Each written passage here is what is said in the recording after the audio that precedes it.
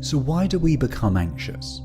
What purpose does it hold, and how can we bring those overwhelming feelings under control? This has been a question that has stood the test of time for longer than the written word, from biblical times to the modern day. There are aspects of our lives that bring about anxiety, worry, concern, and emotional disruption. But what happens when this becomes too much and uncontrollable? What happens when it starts to affect our behaviours and our life as a whole? Anxiety is a general term for several disorders that cause nervousness, fear, apprehension, worry. It's a completely natural reaction to circumstances and generally experienced prior to the event, in most cases way in advance.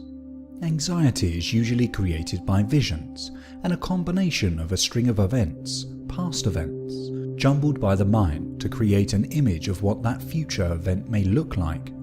In universal perspectives, they are the not truth that we create to become the absolute truth in order to rationalise and add reason. It's this internal creation about the future not truth, how we feel and behave, and the reasons why we can manifest real physical symptoms, the symptoms that affect our thoughts and our thoughts that affect our behaviours.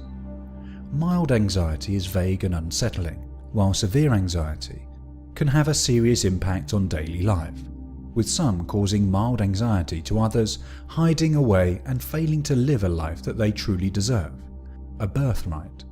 There can be any number of reasons why people experience an anxiety state.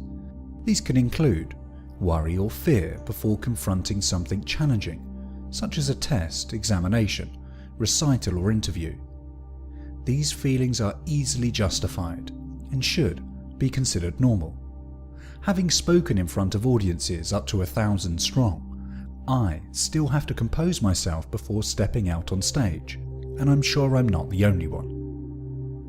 Anxiety is, however, considered an issue when symptoms interfere with the person's ability to sleep or otherwise function.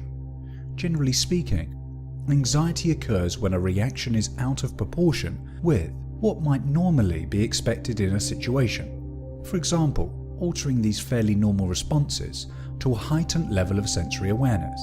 It's this heightened level of sensory awareness that causes the body to notice and process more information than what you would normally be expected to function. Hence the reason why you can usually notice all of the things in advance and able to play them over and over again.